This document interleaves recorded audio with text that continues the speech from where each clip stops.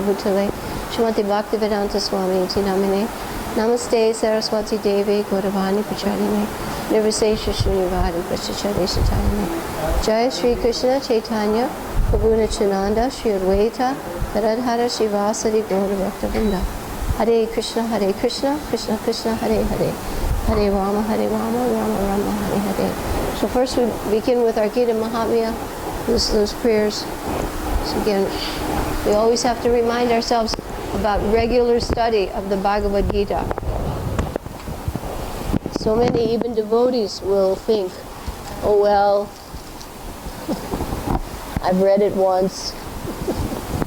Or people in India will say, oh, I know Bhagavad Gita. It's inexhaustible.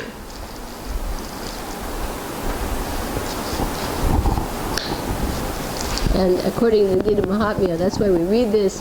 You see the benefits, but also the reminders that if it's not regularly read or studied, will you get the benefits? No. That's the reason we say this prayer. You cannot expect to rest on your laurels. Does everybody know that phrase? You know, like they say somebody's a world tennis champion, and he puts his gold cup on the shelf.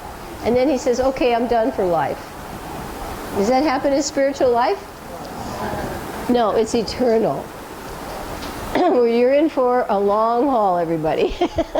If you agree to go back to Godhead, you don't quit. We're here because we tried to quit. Okay. So it's eternal. Okay. So we have our go, and our stop, and our wash, and our read, and our never, and our drink, and our serve. Okay, the six benedictions and the seventh requirement. Plus, again, remember, if you give up studying Bhagavad Gita, as if you give up any devotional practices, everything starts to go down. You can't do it. So luckily, all of you who are here really are pretty steady, because that's what will give you the strength and the protection. Hopefully find a few quotes. Don't forget, you need your protection shield. The Gita is that. It's like your armor against the material energy. It's true. It's true. It's your armor. It's like you go out into the battlefield and, you know, you go out in a swimsuit. It's not going to be too smart. I think you all agree with that. Okay. One who recites this holy scripture, the Bhagavad Gita, achieves the abode of Vishnu,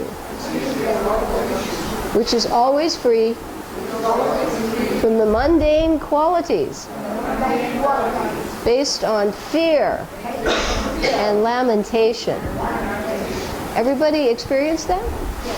Yeah. All the time, fearful. All the time, oh. It's constant and it's concomitant factor of material bondage. Text 2. Now, this is your shield. One who is regularly engaged in the study of the Bhagavad Gita and in the practice of pranayama is never affected by the reactions of his past misdeeds. Right, so the minute you stop, the karma starts to move back in. We're getting a fraction of it. I mean, I can say for myself. We're getting a fraction. Prabhupada said, you know, if maybe you get a little cut on your finger, the karma was you probably should have had your hand chopped off. You know, we have no idea what kind of karma we were headed for. Text 3. By daily taking a bath in water, one may cleanse himself from impurities. But if one takes a bath even once in the sacred water of Bhagavad Gita, for him the dirt of material life is altogether vanquished.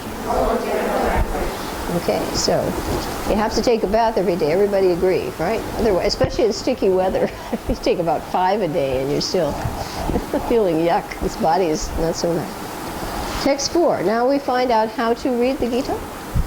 The Bhagavad Gita is meant for careful recitation. And then there is no need for any other scripture. Because it is directly emanated from the lotus mouth of the Supreme Lord. And I see all of you using your pacer. Very nice. Very good. These are our little classroom skills, using your hand to focus the mind and sliding it along on your text. Also, starting with the compression words, the anchor words, we do that. So this one is never, the anchor word is never. By drinking the Ganges water of the Gita, the divine quintessence of the Mahabharata, and emanating from Lord Vishnu's lotus mouth, one will never again take birth in the material world. Text 6. Now, the nectar of the Gita, it's not just dry philosophy. All the Upanishads are compared to a cow. And the milkman is Sri Krishna, the son of Nanda. And they have to always say that because, did he get prasadam? Did you get prasadam? Please take, if you didn't. Yeah, please take, please. Yay, very good. Thank you, Mish. We have to say the son of Nanda because other personalities are known as Krishna, like Draupadi, sometimes called Krishna. So this is son of Nanda who we're talking about. Arjuna is the calf. The great nectar of the Bhagavad Gita is the milk. And the fortunate devotees, the fine theistic intellect. And I think that's a good analogy because milk creates fine brain tissues so that you can understand finer topics. So here they're comparing milk and the devotees who have fine intellect, not gross, fine theistic, not atheistic intellect. There are some people who have a lot of intellect, but their nature is demoniac. Are the enjoyers of that milk. And our final way to reciprocate for the blessings, there need be only one scripture. Sri Krishna's divine Gita. Only one Lord. That same Krishna. Notice how they say the son of Devaki. Only one mantra. The chanting of his holy names. And only one duty. Devotional service unto that Supreme Lord, Sri Krishna. Hare Krishna. Hare Krishna. Krishna Krishna. Hare Hare. Hare Rama. Hare Rama. Rama Rama. Hare Hare. Gita Mahatmya Ki Jai. Very good. Okay, Neela, if that's a loose one, you want to give it to me? Neela, yeah, thank you. Some of them are not in packets. If you can collect the other ones that are in protection sheets.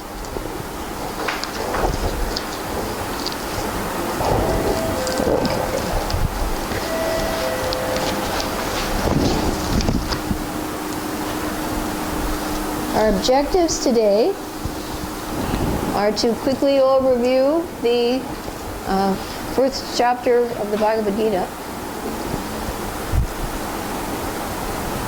Note the major topic breakdowns. Note sub breakdowns, right? Note them. And then, look at the pen. Yes, and then apply the formula for writing to the purports in conjunct with identifying the type of purport that it is. We'll be talking about the various types of essays. We're using the essay formula as well as the essay classifications in our analysis of Prabhupada's purports. There are, in books on writing, there are at least 12 major types of essays, at least.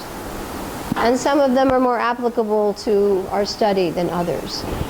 But if we identify a purport right away, oh, it's in this classification, because they will differ in their requirements.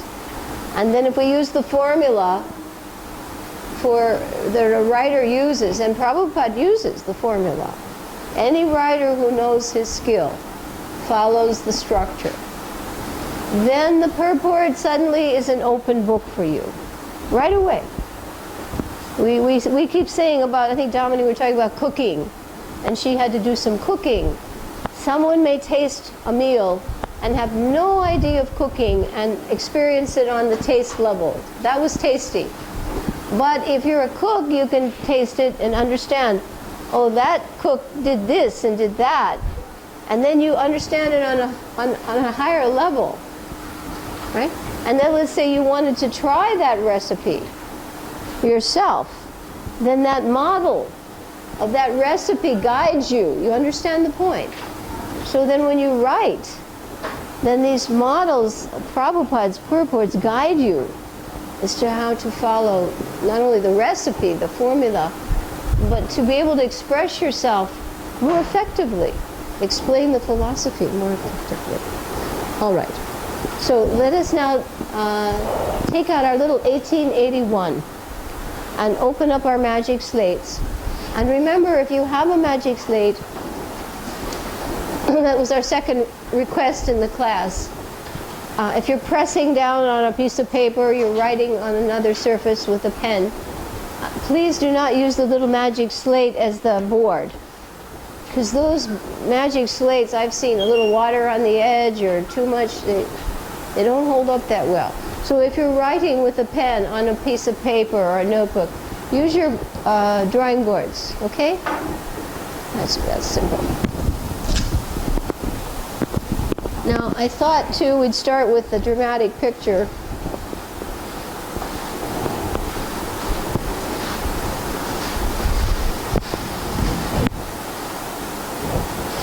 Oh, Krishna. Well, I'll show you a dramatic picture. This has nothing to do with the class. I had another picture ready for you. Yesterday, little Neela was here. Is he asleep already? And we luckily had this room. Dominique was here, and another one. We luckily had this room for the 3-year-olds who were studying the Spalding method, remember? And I thought that this photograph was really too cute. Can you all see it? We were right, and it was just like American Home Circle. You know, everybody was sitting here happily and like that. And little Neela, this is another little girl, Nityananda's daughter. She drew her circle, and then that's another one of her. And check this one out. Isn't this adorable? He did a perfect circle, and he looked happy. Normally he's very serious. What do you think? He looked really happy, huh? Right. This one was a little dark. Okay. The picture that I want, oh, there's another one of the other little boy from Radhakund. He drew a picture of Lord Ram, and he's only 3. But anyway, such a nice setting, you know, and the children were really, really good. Okay. Beg your pardon? Well, that's the idea when they're together. Right, yes, they get inspiration from each other. I thought I would be able to open this up right away to something very amazing. I don't know how to go through this faster than go back to early ones. There it is. Okay. Let me turn it. Can you see this? I think, now this is from the book you and your sister brought on Kurukshetra. I think this is Krishna's conch shell. It's pretty awesome, isn't it? It actually looks alive, doesn't it? It's the Panchajanya. What did he say? And it looks as though he could have fit his hands around the, okay? It's amazing. I look at it and I get the goosebumps. Do you get the goosebumps when I see it? It looks, because it was actually a demon was in there, right? Demon in the... Yeah. I look at that and I think, whoa, can you? It's in a museum, right? in a museum, and I don't know. It's not a Kurukshetra. It's up in the mountains somewhere. But I suspect it does look as though it could have been. It's big, and I can just see how Krishna would have grabbed it like this. But I look at it and I think, oh, do you not go look at that feeling? Yeah. It's awesome, isn't it?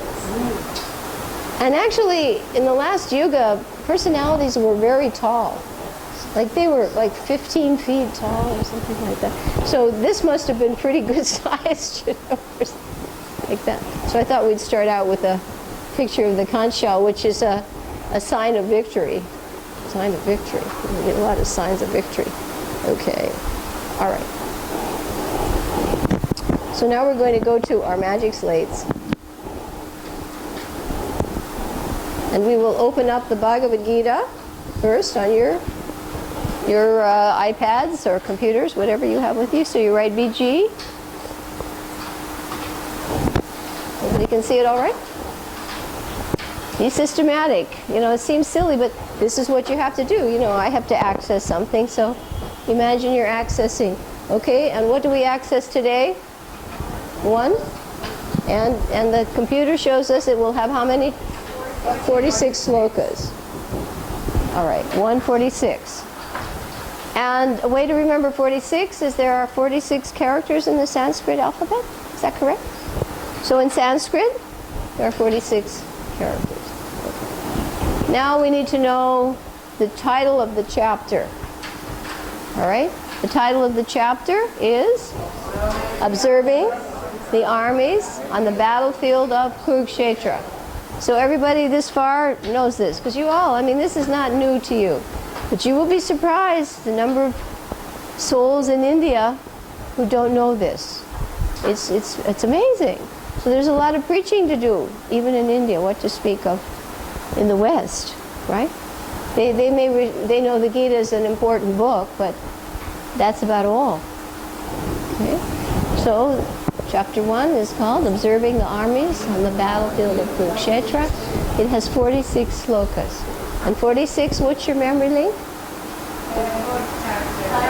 Sanskrit language. Okay. And according to the Bhakti Shastri Study Guide,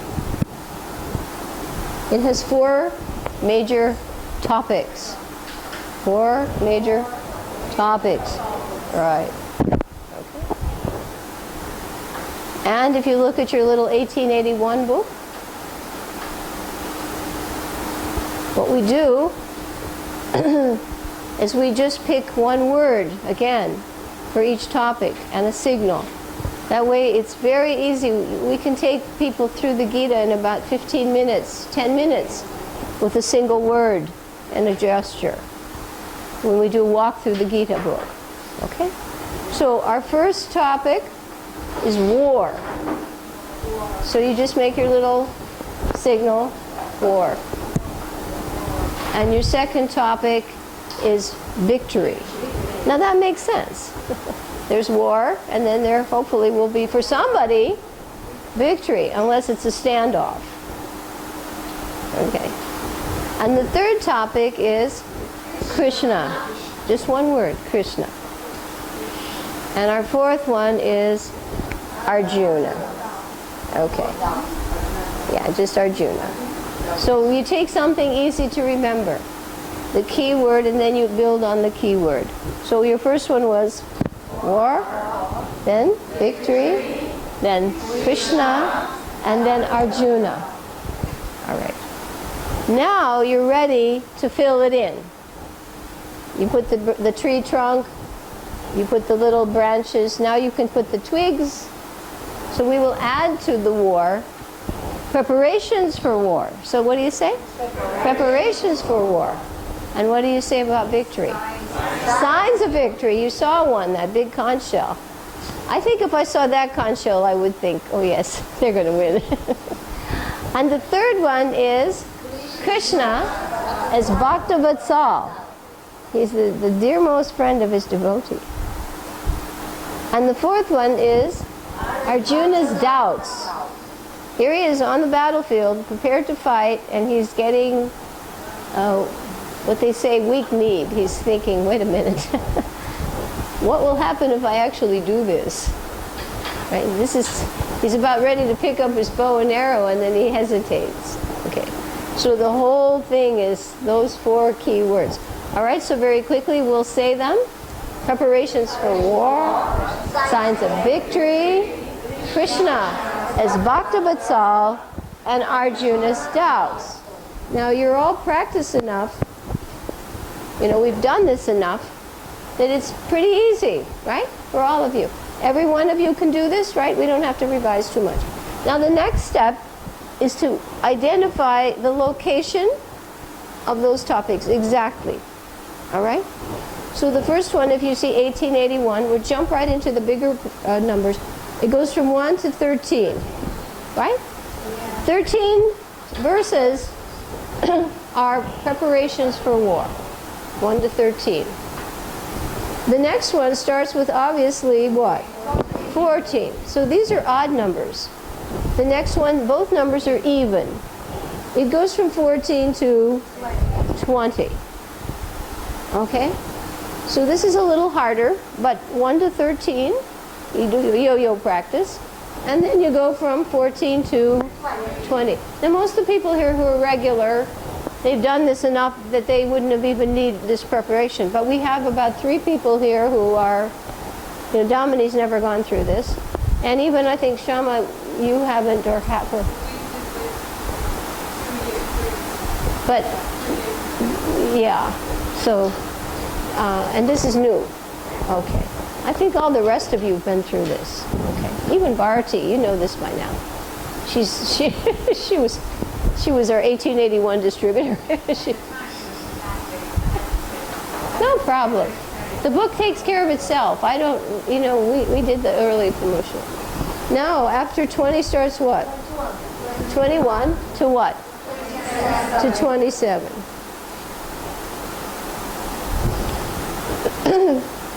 And then from 27, we'll start with what? And that'll take you to the last sloka, which is 46.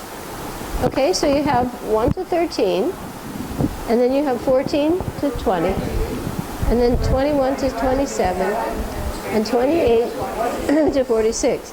So this one is 13 verses. You look on the side of the chart, those who have the charts. And it also will say that in the little study guide. I think the next 2 are both 7, right? 7 and 7. And your last one is 19. 19. 13, 7, 7, 19. Now, I'm going to check my little Nectar from Numbers book. I haven't had time to do that. And see what far out things they might say for 13, if anything.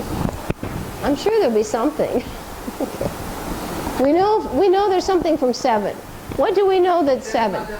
7 mothers. And what else? 7 sages. Okay. All right. So let's check. I'll check number 7 for starters. Let's see 7. Because they do a lot of research here that, my golly. And they'll even tell you where, yeah, right, where it is. Okay, 7. Look at this. This is your enlightenment period. 7 types of bath. Yeah, 7, they're called Chiranjivas who are still living. Ashvatthama, Bali, Hanuman, Vibhishana, Kripacharya, Parshuram, and Vyasadeva. It's an amazing book. I mean, you can just sit and just study this for hours. Huh? They're living here. Yeah, they're still here. Yeah, they're on the planet. 7 islands. Remember? Jambudvi? Elements of the body. Feminine qualities. Holy rivers. Horses yoked to the sun chariot. Reddish parts on Krishna's body.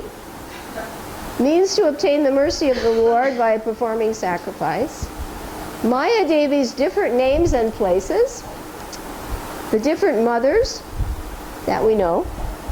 Natural qualities of a Kshatriya. Oceans surrounded by the different oceans. Planetary systems and their governors. This is the lower ones. Planetary systems, upper ones. Progressive stages of prema. The sages of the present Vivaswatu Manu. Shaktavish avatars. There are 7. Singing meters. Singing meter. Yes, Sajja, Rishabda, Gandhara, Mati. I don't know anything about singing. And Swargaloka. Heavenly plane. Pretty far out, huh? So there are 7. Now let's find out what they say about 13, if anything.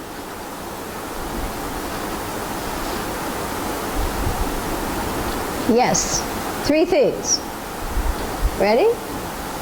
Symptoms of Anubhav, 13 symptoms. Instructions for civilized human beings. Oh, you'll know where that is. Where's that? 7th canto. Which chapter? Wow, very good. 7:15. How did you guys know that? And, oh, here's an important one. The number of witnesses. Witnesses. You want to know what they are? In case you think you're getting away with something. The sun, fire, the sky. Anybody escape the sky?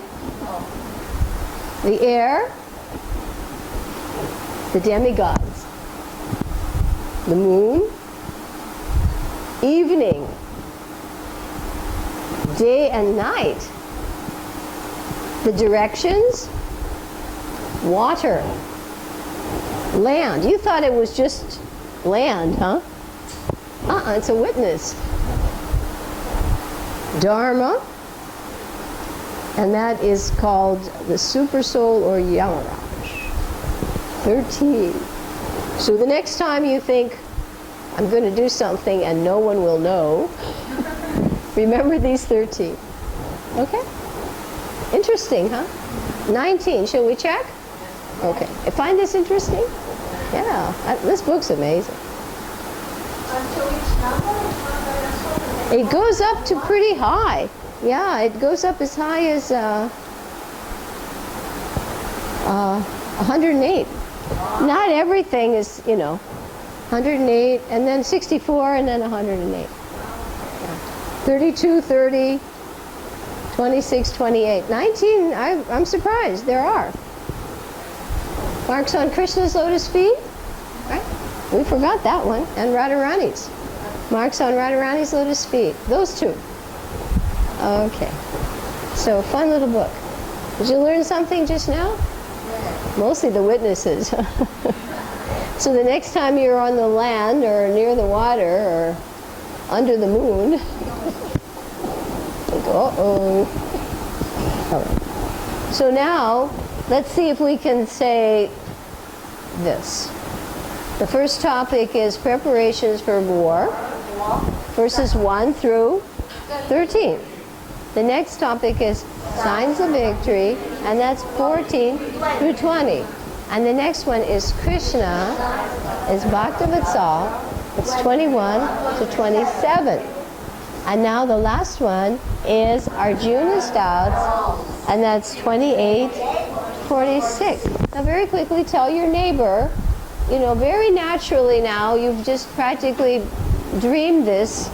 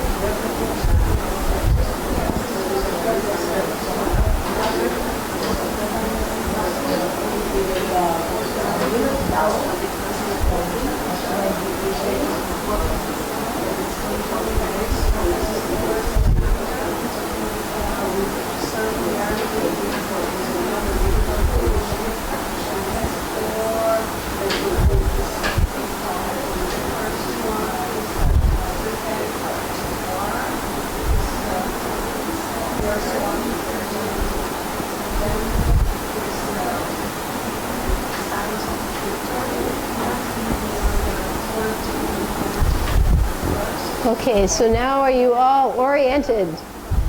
It is helpful, huh? Just think, a couple years ago, would you have thought this possible, Govinda Kund? How about you, Bharti, huh? It just makes it so easy. It's your little compartments, right? Your little compartments for the mind. So now you're ready to go deep. But once you have your compartments, you won't get mixed up. Okay. Always organization, at least in education, we're taught. Organization is very important because it maximizes learning time. And that's true for you. It maximizes your study time. We don't have much time in Kali Yuga, do we? So the more organized we are in our thinking and in our approach to study, the more we can benefit from whatever time is allotted to us in this karmic period. All agree with that? And you'll remember it better too, I think, right? So everybody passed the test on that? You did? How about you, Shama? Okay. Okay. You've got that, right. So the numbers, you can revise that when you get a chance, okay? Because it does help you. Oh, if somebody asks you, well, where will I find Arjuna's doubts? Oh, you'll say that's in the first chapter, verses 28 to 46. Okay? Because someone may want to know. And right away you can, or you're looking it up to write a study question, right? So quickly you can find it. All right, now what we're going to do is analyze, before we go into the purports and stuff, we're going to analyze again sub-sub breakdowns. This is very helpful. So now what you need is your yellow book, the one that has the enlarged type, because we're all getting older and we need glasses, right? And if some of you wish to bring your own Bhagavad Gitas to class, we encourage you to do that. I cannot store things that are too big or too heavy. My hallway's already, you can see, it's maxed. So the little pocket one, by the mercy of Neela here, is what we have. Neela is my book shopper. Whenever I need a book, she's out there hunting for me. So now, please take this out, the yellow one, and turn to chapter 1, entitled Observing the Armies on the Battlefield of Kurukshetra, and it's 46 slokas. And in your mind, keep doing the replay button. You know, don't just say, oh, I got that. Just do a replay. And there are 4 topics, 4 verses for war, signs of victory, Krishna's Bhakti Vatsal, and Arjuna's doubts. Okay.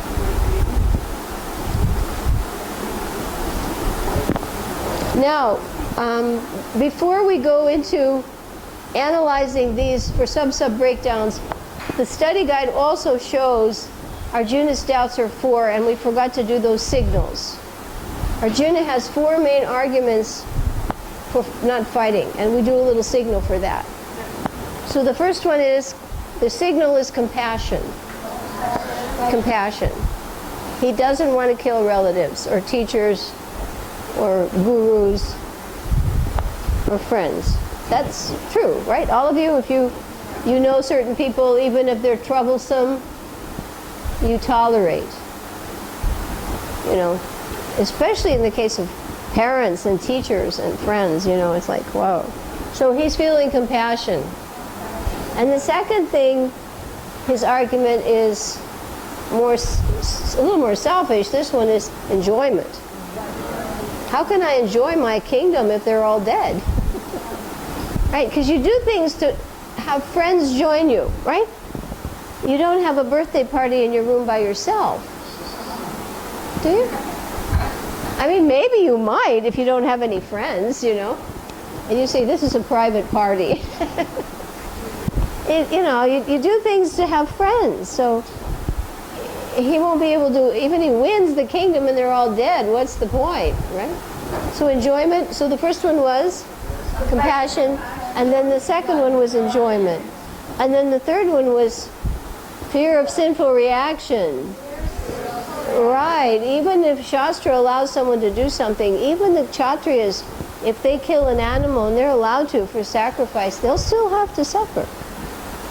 Sinful reaction. You don't get away from it. So again, compassion, enjoyment, fear of sinful reaction. And the last one, and that's the long one we have to learn, is the degradation of society, the destruction of a dynasty. Yeah, if I destroy the elders, the dynasty is destroyed. And that brings very heavy consequences on society and reactions on the person who did it. Consequences for society at large and heavy reactions for family members. Okay. So again, compassion, enjoyment, fear of sinful reaction, and destruction of a dynasty. To destroy the dynasty is you pretty much destroyed the social structure. That's serious. Serious. Okay. So now let us take a look at this first section, which is called Preparations for War, and understand it in light of the whole Gita. Because the Gita's instructions actually start in chapter 2, right? But this is the dramatic setting. What is it? Dramatic setting. So on your slate, this is important. This is one of the types of essays that we'll study. It's called narrative. A narrative is a type of writing, a story, right? So this is a story. This philosophy is woven into the setting. So when you're doing a narrative, we put N. Krishna is very clever. Bhakti Vinod is clever. He writes many, many books and songs. He weaves them into something people are attracted to. People are attracted to stories. So a narrative has to have 2 parts. How many? 2. Okay. It has to have setting. Actually, we're going to put 3 here because there has to be a resolution. It has to have a setting. Where is it? Where is the story taking place? That consists of setting. And the next part, there has to be a conflict. If there's no conflict, there's no interest. You know, even though we don't like conflict in our lives, and we try to avoid it as devotees, but if you're reading a novel and nothing happens, would you read a novel about a sage who was in meditation for 1,000 years? Would you read the book? He sat there. His fingernails grew long. You know, that's about all you'd read, right? And his hair grew long. And the ants started crawling all over him. You know, it's not too exciting. Is it? You know, you're not going to... That's why most of the Bhagavatam is about Kshatriyas.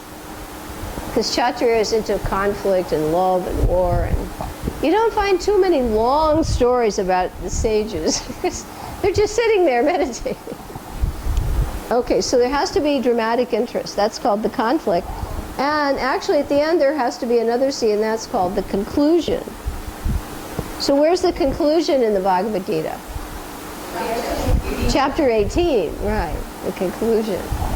Now, the setting also has 2 parts. It has to have 2 things. It has to have people and place. What does it have to have? People and place. Okay. So let's write that again really fast. Narratives have to have 1, 2, 3 major parts. They have to have a setting. They have to have a conflict. Something. Yes, the good guys and the bad guys, right? And then there has to be a conclusion. Sometimes they call that R, the resolution. How did we solve the problem? Resolution, or the conclusion. So Bhagavad Gita chapter 18 is called Conclusion, the perfection of renunciation. Okay, so the setting has 2 major things, which is what? PP, people and place. So guess what we're going to find in this chapter? People? Place. And where's the place? And we're going to find the people. Kauravas in the pond, and we're going to find out what the conflict is. Right? This whole chapter is that. And it's not only a war on the bodily conflict, it's a conflict of the mind. Arjuna's doubts, right? He has an internal conflict, and it's explained that his dilemmas, his perplexities, are everybody's living entity has perplexities in life. Do we not agree? Everybody is faced with, oh, my mother-in-law did this, or my son did that, or my neighbor doesn't talk to me. Everybody's suffering perplexities, right? It's true. And the minute one is solved, the next one pops up. There's something called a hydra. A hydra is a creature from Greek mythology, and when you would chop the head off, another one would come back. Same way with Ravana. They'd try to cut his head, and then it'd come up again. Have you ever noticed that? As soon as that drama's over, the next one's waiting around the corner. So don't get too excited. Say, I'm glad that's over. And then the next day, oh, something else. Everybody experienced that? Yes. It's called material life. Okay, so know this? Okay, tell your neighbor now what the parts of a narrative are and how it fits the Gita. Okay? Because that's why I'm telling you this. It's not a class on English literature.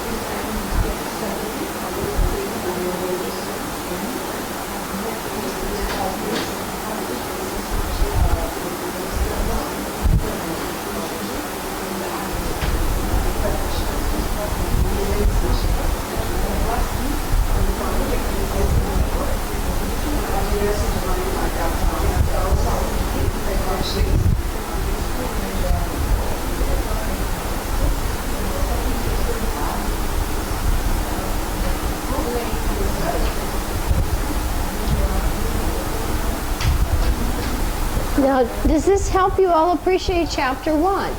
Usually the preachers will start on chapter 2. You're not the body.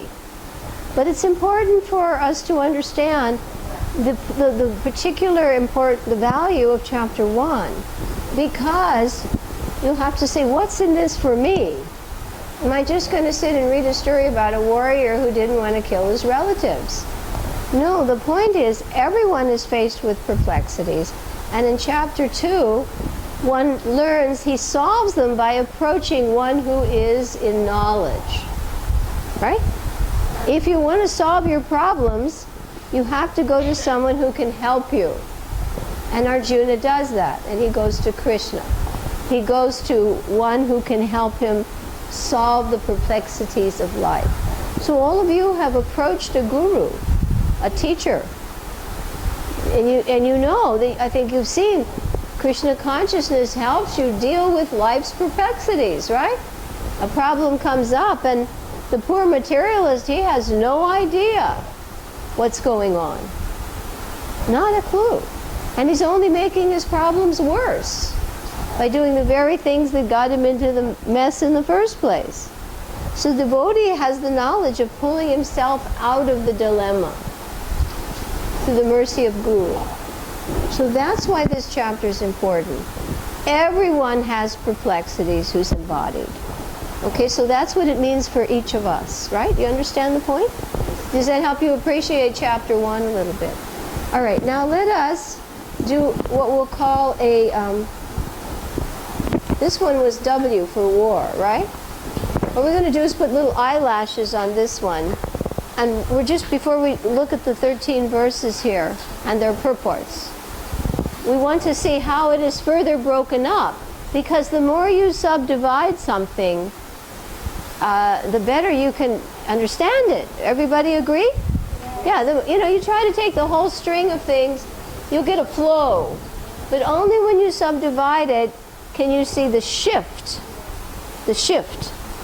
Okay, so I'm going to put about 4 on this. 4 eyelashes on preparations for war. So put your circle, and W stands for war. Your first topic, and that's 1 through 13. Right. So the first thing we have, and we're going to put a D, Dhritarashtra. That's the first thing. Because this whole thing starts with him. Right?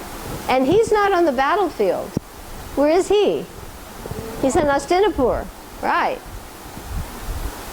And he's talking to whom? Sanjaya. So he's addressing Sanjaya. So Dhritarashtra, that's our first personality, is hearing this. And he's in, this is the place, person is Dhritarashtra, place is Hastinapur. Now, interestingly enough, in the next verse, it's really amazing how Krishna puts more than one thing in the suitcase. When Sanjaya is talking, he's also explaining who's the next personality, right? So you get Sanjaya answering, but he's opening up the rest of the book. So we get Sanjaya, so we say Dhritarashtra talking to Sanjaya, but Sanjaya is talking to whom? Who's he talking? No, well, he's talking to Dhritarashtra, but who's he talking about? Right, he's talking about Duryodhana. And then Duryodhana, so we have another D, Duryodhana. Duryodhana is talking to another D. Who's he talking to? Dronacharya, and he's talking about another D. We've got 4 Ds here. Dhritarashtra, Dronacharya, Duryodhana, Dronacharya, and who is he talking about? Drishtadyumna, yes, Drishtadyumna is the commander-in-chief of the Pandavas. And who's Dronacharya, the commander? He's of the Kauravas. So we have a lot of D's here. Everybody clear on this? First is Dhritarashtra. And then Sanjaya is talking about Duryodhana. He's the king. And he's a politician. Kings are politicians by nature. Politician by nature. And he's talking to his commander-in-chief, who is Dronacharya. So we're getting all the characters here. And Dronacharya, he says, look who you're fighting against. Who's the commander on the other side? Drishtadyumna. Now that might sound like just another person, but wait a minute. Dronacharya had trained him in fighting. He trained his opponent, and he knew someday Drishtadyumna would kill him. That's liberal. I don't think I would go that far. If you knew somebody, would you do that? That's real Brahmin. So you got that? So try to tell your neighbor, because this is a really important thing. Dhritarashtra's in Hastinapur. He's talking to Sanjaya. Sanjaya, by the mercy of Vyasadeva, can see the battlefield. He can see what's happening. Television of the heart. Duryodhana is the king. He's a diplomat, and he knows, whoa, this looks heavy. I have to talk to my commander-in-chief, who is Dronacharya. And they don't really mention Drishtadyumna's name. They just say he's the son of Draupad. So you've got 4 Ds here. Yeah, Drupada. And brother of Draupadi. And Draupadi's D. 5 Ds. Draupadi, Drishtadyumna, Dronacharya, Duryodhana. And boy, you guys are really getting it now. Okay. Okay, so you can tell them really quick? Because if you know the personalities, then this first chapter comes alive. Okay? Can you tell each other?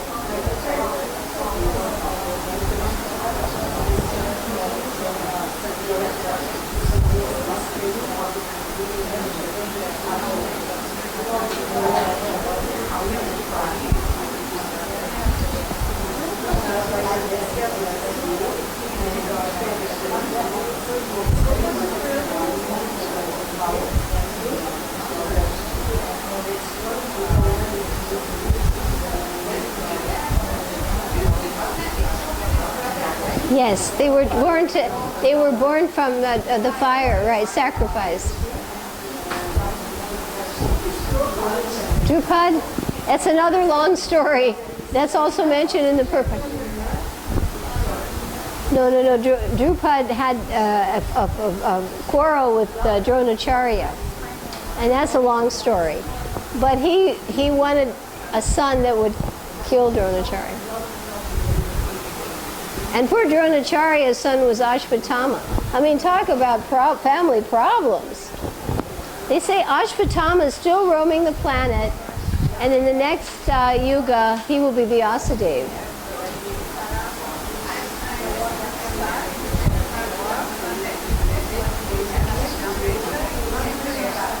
Yeah.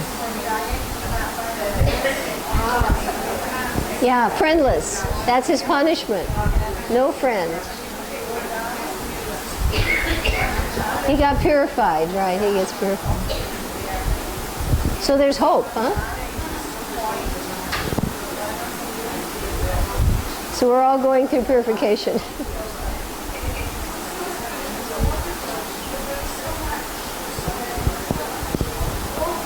Yeah. It's material life, conflict. Okay, everybody got the scenario now? You know this. You know the setting. It's yeah. Okay. Now the other thing on this little eyelash thing is that we have Duryodhana identifying the good guys and the bad guys, right? So I think I'll add another one here. So we'll put here P for the Pandavas. The good guys are identified first. And then the Kauravas are identified next. So Duryodhana is naming who do you see on the other side? Not only do you see your student that you trained because you were lenient, but you see all these warriors that are formidable. Bhima, Arjuna, many others that are their equals. And then, but he says, well, wait a minute. I'm going to tell you about my captains. And then he names his side. So here we have the conflict. And then at the very end, we get the start of the battle. So we'll put B. The battle starts with the sounding of the conch shells, kettle drums, and trumpets. So do you see the flow here of 1 through 13? Dhritarashtra, Sanjaya, then you hear Duryodhana, and I'm getting mixed up myself, Dronacharya, and they're talking about Drishtadyumna, and then the list of the Pandavas, and then you see the Kauravas, and then the battle starts in verse, practically, yeah, the sound of the conch shells, and then you get, you get Bhishma blowing the conch shell. So that gives you the first 13. You got that? Okay, let's take the next one. Because once you know that, it's pretty easy to follow the story. Okay, so your next one was what? Signs of victory. So on that one, we get the signs of victory for the Pandavas, right? So we'll put Krishna, Arjuna, they're all blowing their conch shells. So you get a list of all the conch shells. Plus, you're going to get the list of the warriors on the other side. Okay? And woven in, you're going to get other signs of victory. You're going to get quite a few. Woven in. The chariot. The flag. Krishna's presence and goddess of fortune. Okay? I'm trying to think what other ones. Oh, well, yeah, Hanuman on the flag, right, Hanuman and like that. So you get all the signs of victory. And then the very last thing, you'll get the result of the sound of the transcendental conch shells. The opposing side, their hearts are what? Shattered, which is another sign. Because when they blew their conch shells, the Pandavas didn't get upset. But when the Pandavas blew the transcendental conch shells, the enemy was like, and when you saw a picture of that conch shell, you can imagine what that thing must sound like. I don't think we could even blow it. You know, I just tried to pick it up and blow it. It's too big. Thunderous, tumultuous. Okay, so you're getting the Pandavas conch shells and the signs on that side, and which include the horse, or the chariot, the flag, the goddess of fortune with Krishna. All those signs, plus you get the opposing people blowing their conch shells, but when they hear the sound, their hearts are shattered. So that's part 2. Okay, that flowed there. Now part 3 is what? Krishna. Is Bhakta Batsal. And this one, you get Arjuna asking to go, we'll put Arjuna, he's asking to be driven into the middle of the battle. And this, of course, shows that Krishna has agreed to be the charioteer, but not to take sides. He won't take sides, but he agrees to be charioteer, but he has to make a vow, I'm not going to fight. I will be your friend. I'll drive you, but I won't engage in the fight. Okay? So you get Arjuna, and he's coming, please drive my chariot between the two sides. And then he sees, what does Arjuna see? He sees his relatives, right? What does he see? We can put an eye here. What does he see? He starts listing all the people that he sees. Yeah, what does Arjuna see? Friends, relatives, teachers. He knows this already. Don't think he didn't go into this battle not knowing who's going to be there. Yeah, he's just getting doubts. All right? So in this point, he's saying, at this point, I don't want to take part in this. Okay. So our next one was from 21 to 27. So from the next one is Arjuna's doubts, so we'll put the question mark. And that's a big section, because you get the 4 arguments, right? Plus the very end when he refuses to fight. So you're going to get the compassion, and you'll get the enjoyment, and the fear of sin, and the degradation of a dynasty. And then finally he sits down, and his refusal to refusal. He doesn't, I'm not going to fight. So you got those sub-breakdowns then. Okay? Now let us try, everybody clear now on the flow? Now what we're going to do is quickly do codes for different kinds of purports. And that little book that we did for the retreat, called Prabhupada, the Master Teacher, in that I listed 12. And the source of that is a Webster's High School Writer's Handbook. So my references are correct. Webster is one of the biggest publishers of dictionaries and materials, okay? Language materials. So in that book, the author lists 12 major types of essays.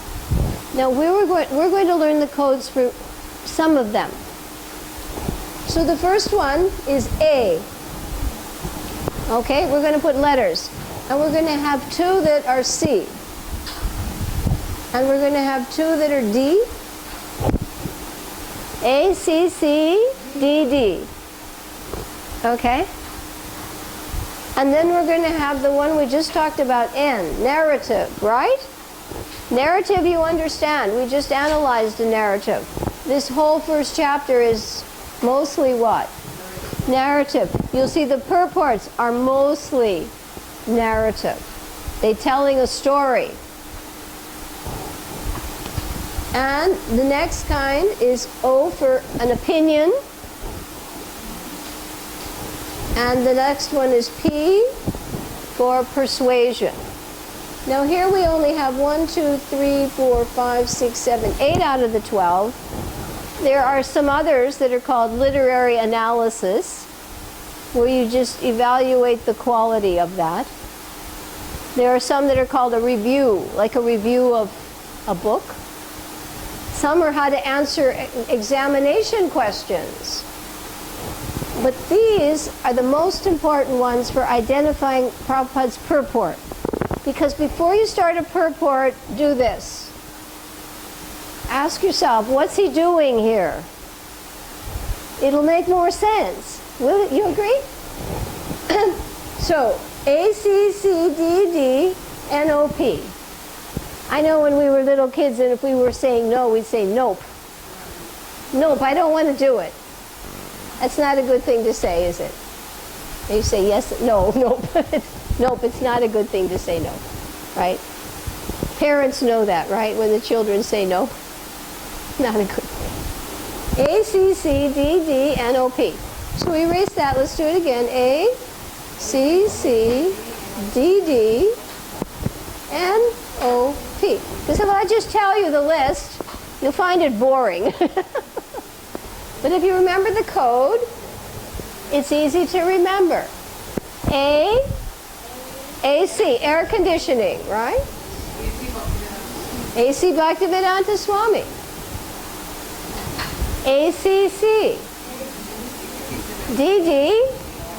Yeah, we had a lot of D's already. Distradumna, Duryodhana, Dronacharya, Dhritarashtra, and NOP. All right, because I tell you, if you know this, and if you do it, okay, erase it and tell your neighbor the code. Remember, codes are a good way to start your study. Because otherwise I tell you the list and it's boring and you'll forget it. You'll be bored, you'll say, why is she doing this to me? And you forget it. But if you learn a code, then you're curious, you remember, and you'll use it. Agree? Now you're an English teacher, so this will help you. Are you curious to know? Good girl. Domini's going to be an English teacher for 5-year-olds. And I think you've had to be an English teacher as a mommy, right? Right. And in Madhpur. Did they teach you this? It's fascinating. And it will unlock the purport for you. Because Prabhupada knows this stuff. Prabhupada's no fool. He studied in a very good school in India. Queen's College.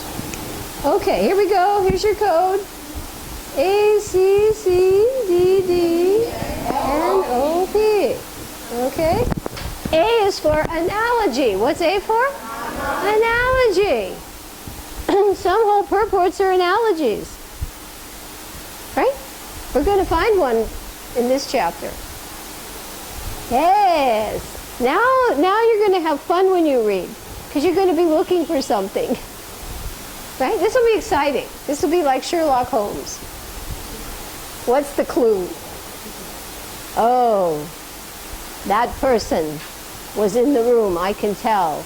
The chair was moved 2 inches this way. You know what I mean? Those detectives, they look for clues. So now you're detectives. You're going to detect the type of purport. A is for what? Analogy. We have two C's. The first one is the law of karma, cause and effect.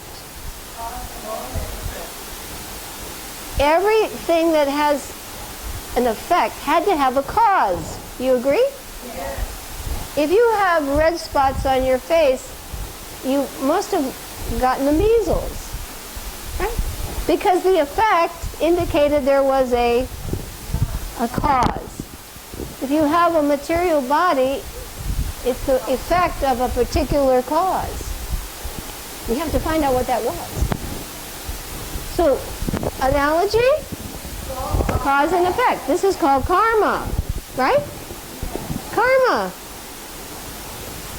Somebody has a beautiful body, high intelligence, noble birth, good karma. Somebody, born with very little education, no food, starving, bad karma. Okay? Cause and effect. The next C is called compare and contrast. What's it called? You'll see that Prabhupada does that all the time, and so does Krishna in the slokas. He'll compare those who are faithful with those who are faithless. Prabhupada will compare the Mayavadi sannyasi with the bhakta, right? He'll compare personal worship with impersonal worship. All over the place. All over. You're going to get a comparison in the first 13. Oh, we're comparing our strength. Bhishma is the better general, but he's old. Bhima is strong, but his knowledge is not as experienced. And he has more of a gross sensitivity about things. Bhima is just like... And Bhishma is more refined intelligence. Expert. Compare and contrast. All over the Bible. Now these purports, you'll see it. You start before you read one. You say, okay, it's this one. And then it's easy. Now we have two D's. The first one, and it happens all over the Gita, is definition. Prabhupada will start a purport. You listen to Bhagavatam classes. The significant word in this verse is, okay? The significant word in this verse is, and he will go into, either he'll give you a dictionary definition or a long explanation of why that word is so significant. And he'll do that with Brahma Kshetri and food Kshetri. It's not just a holy place. There's more to it than that. It's amazing. You see these purpose suddenly become I'm not the one. Okay? Okay, so analogy.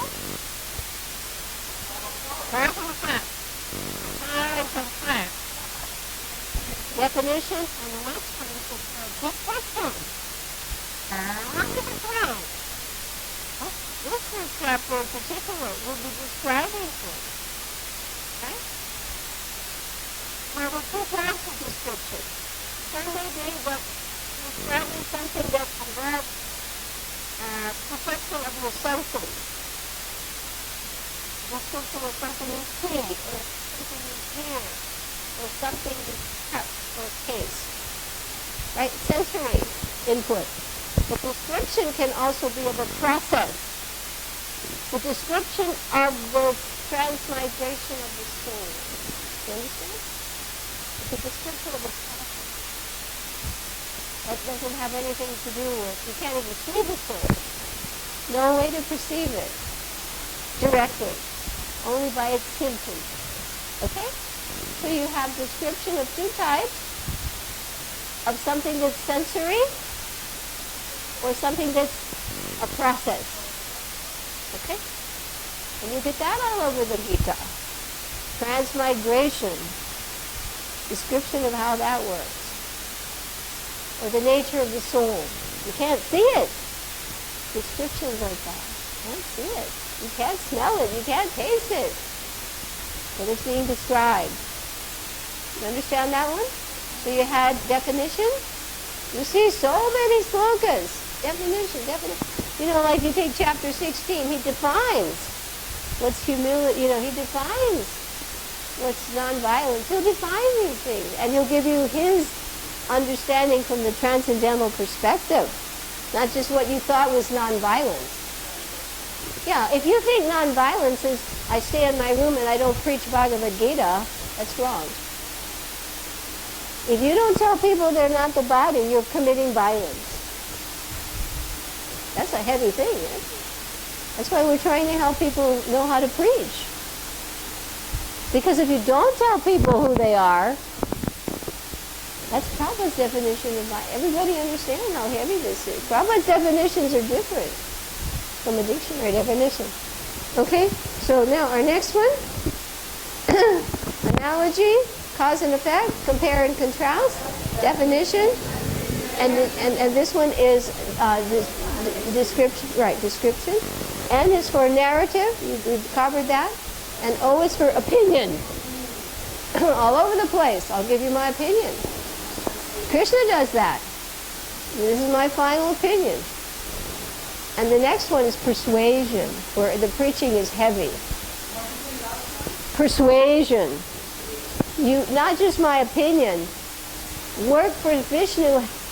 Work as a sacrifice for Vishnu has to be performed. Otherwise, work binds one to this material world. That's not an opinion. That's a fact. You have to do it. And if you don't do it, that's your problem. It's heavier. It's very heavy because it means not just it. Let's just say we're sitting here, and I pass out a particular preparation, and some people may like it, and some people may not. Some of them say, "Well, I think it's a little salty," and someone say, "No, I think that's just great." That's an opinion. But a persuasion, don't put that much salt in again. I can't even swallow. It's heavy, right? It's strong, much stronger. Okay, so tell your neighbor really quickly this, and then we're going to apply this. Start applying, all right?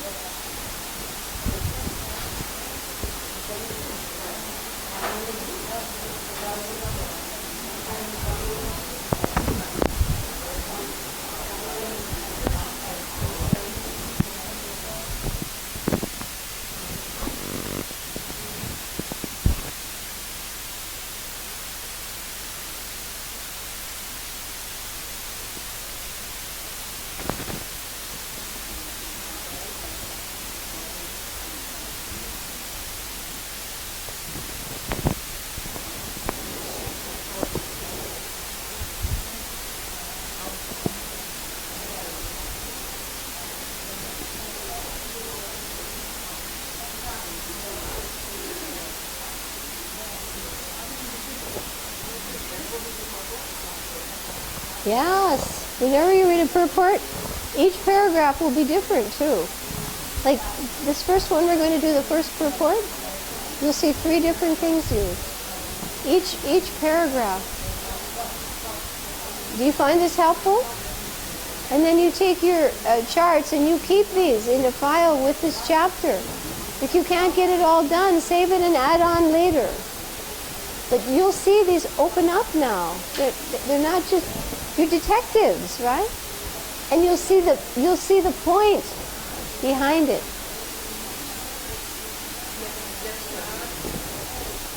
Completely reading the purports now will be different.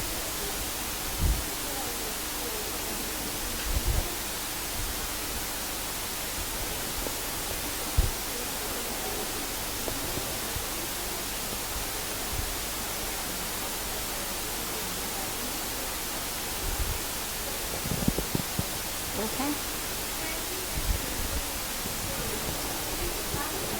Yes. Good. Right.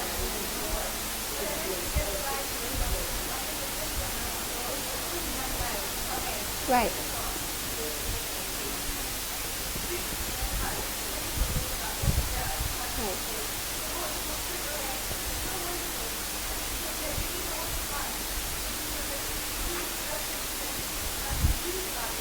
Yes, that's what we're doing. Yeah, what we're doing here is empowering people. I will never profess to be vastly learned in Shastra. I'm not. I'm just myself entering into a serious study after years of teaching, coming home tired, forgetting what I read before I went to sleep, and suffering for it because I didn't have the knowledge to check myself from making mistakes. I'm still making mistakes, but not as many. Without knowledge, you're bound to do the wrong thing, right? So my desire grew from taking Bhakti Shastri and reading aim number 11, which said you must take responsibility for your personal study. After taking Bhakti Shastri, I forgot within a month what I had just taken the test on, and I felt embarrassed. So I decided to start applying skills that I knew to my own self. And I decided, and Shama was one of the first people, Shama Manjari, in my group, right? And it was pretty primitive, our little group. In the room with a few people, more prasadam than facts. But, eventually it has grown to an understanding that if you give people skills, they can acquire knowledge more effectively. Everybody agrees with that. And it doesn't matter where you are, how learned, the point is from whatever, it's like bhakti. Wherever you are, you go from there. Nobody is barred from bhakti. Krishna's kind. So our point here is to give you all those keys that help you go on. And many people have. They've, gone on to further study. I think almost all of you here agree this helps you in your personal study. And it helps in your preaching. You agree to that, right? And you found that. It just opened it up. You can sell a book. But what was Prabhupada's biggest concern? The devotees aren't reading it. So my desire was, with the Mani Mandala concept, to try to help develop methods and materials that would make the books more accessible to the general public. There are scholars there, but they're not the masses. The masses are not scholars by nature. A percentage will always be there. Narayani and Urmila and, all of it, they're there. But what about, because the books are to be read by not just those people. Agree? Prabhupada said just for the scholars? No. And that's what he'll say here. Now, let us, because we have 10 minutes on our cute little clock, which I have to say Nirguna donated. It's too darling. She had a special little clock, and I think it's perfect. You all agree? It's charming. It's a little tiny one. And we're going to say Nirguna. All right, now, in this, because I just have a long text today. In this text run, how many paragraphs are in this book? You have to get your baby Gitas out now. And we're going to use our little expression.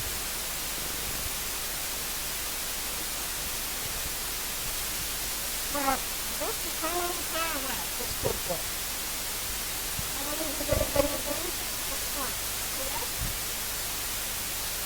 Chapter 1, text 1. Where? Over the structure of this chapter, you're going to go to these. You want to write down, you want to sub right. Well, we don't have to go into that. Now we're ready to go really into this. The purports shed light on the verses. Without the purports by a realized person in the Parampara, you will not know what you're reading. 650 editions of the Gita and people still don't know what they read. It's true. Listen to K.C. Domino. He's read many versions of Gita and he couldn't understand it. You can only understand the Gita from a realized soul in the parampara. That's it. That's why people became devotees. Right? And the more you understand the light that he is shedding on those slokas, the more benefit you get from your study of the Gita. Are you okay, Manaji? I've had that happen too, choking on water. I've had that happen. All right, so now we have identified 4 pairs. Now, each of these is different. The first one is a philosophical one, and it's also persuasion. Right? Your second one is also philosophical.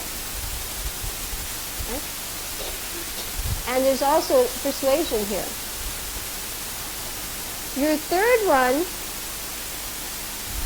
is definition. Plus, this one is revealing the nuances of the fight. Your fourth one, analogy. It's what? It's an analogy. All right. It's an analogy. Okay? So far now we've identified. Now the next thing we're going to do is we'll read 4 topic sentences. Remember? First we have GS, because this is multi-paragraph. So your first one is your what? General statement. The other paragraphs will be the topic sentence. So you fill in when I stop. Bhagavad Gita is the widely read science, summarized in the glorification of the. So that's your general statement. You see how general that is? And it's telling you it's widely read, and it is a kind of science. What kind of science? Theistic. It's about God, not atheistic. There are 2 kinds of people, theists and atheists. That's it. And where is it summarized? In the Gita Mahatmya, which is what we read before we start. And Prabhupada quotes the Gita Mahatmya in his introduction, right? That's our general statement for this purport. Okay. Now let's go to the next topic sentence. Turn the page. You read where I stop. The topics discussed by and as described in the. So now that tells you where, right? Who and where. Form the basic for this great. Now he packs a lot in that. Right? Two people talking, and this is the basic principle for this great philosophy. Now let's do the first sentence of the next one. The word, and in parentheses, a place where religious is significant because on the battlefield of the Supreme Personality of was present on the side of. Amazing. The word is significant. Why? Because Krishna is there. Krishna is there. Otherwise, would we really care that much about Dharma, Kshetriya, Kurukshetra? It's important because why? And on what side? Arjuna. You see how much he puts in one sentence? Really sit and think about these things. Otherwise, you can go like this. The word Dharma Kshetra, a place where religious rituals are performed, is significant because on the battlefield of Kurukshetra, Supreme Personality of Godhead was present on the side of Arjuna. Did anything happen? No. I mean, something happens, but so much can happen if you just see what does he pack into this. Now we're going to go to the last paragraph, and we'll read the TS. What's TS? Topic sentence. Both the Pandavas and the sons of belong to the same, but Dhritarashtra's mind is alien. The same family, but now we're understanding Dhritarashtra's mind. So now we don't necessarily know from this that there's going to be an analogy. But as we go into it, we get this whole thing is basically an analogy as to what's going to happen. Everybody able to follow this so far? Now let's go back to the first one, and let's pick off some points. Oh no, let's read the last sentence. The secret is you read the first sentence. That's your general statement or your topic sentence. The last sentence usually is your conclusion or your opinion. And this is a question that they ask you on the homework. It is the perfect theistic science because it is directly spoken by the Supreme Personality of Godhead. Right. So now he's told you about the Gita and he's telling you it is what? The perfect theistic science. Why? Because it is directly spoken by. And he's telling you who is Krishna. Is he just another man? No. He's the Supreme Personality of Godhead. Right away, the first paragraph. It's widely read theistic science, and it is the perfect theistic science. Why? Because it's directly spoken, not just about Krishna, directly. And who is Krishna? Supreme. There are a lot of people who don't agree.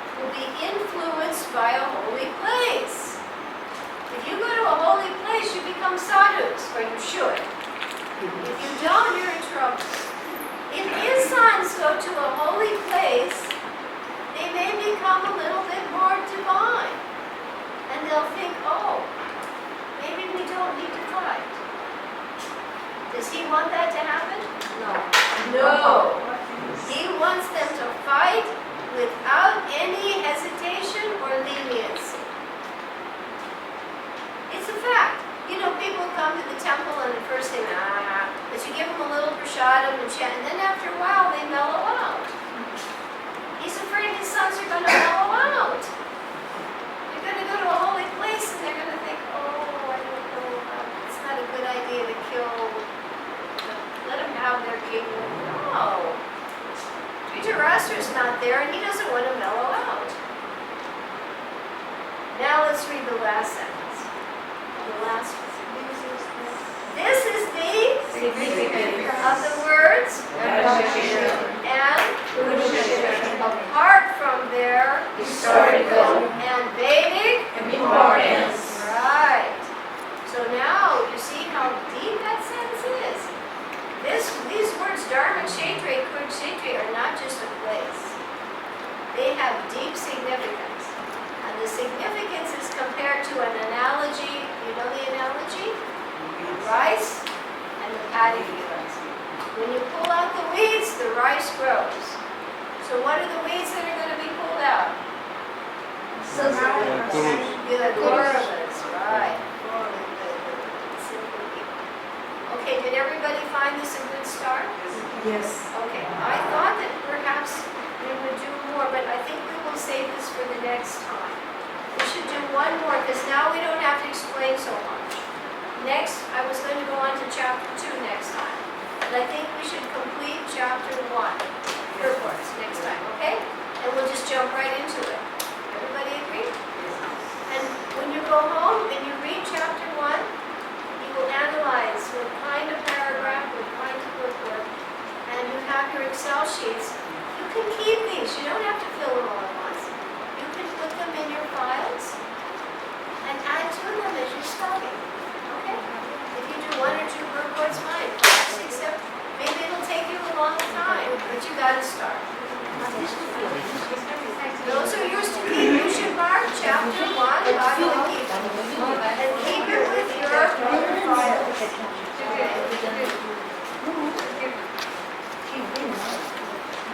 Did everybody find that this was helpful today? Yes, very much. And one more little lecture tip.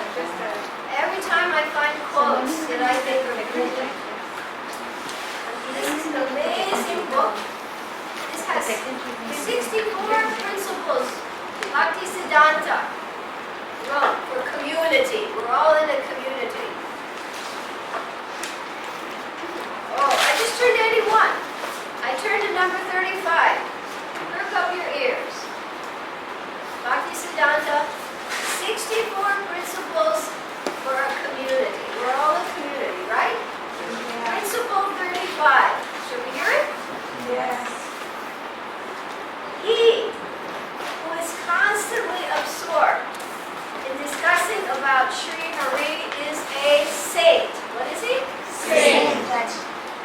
One who is constantly engaged in serving the Supreme Personality of Godhead is a saint. One who in all his endeavors tries to serve Krishna is a saint.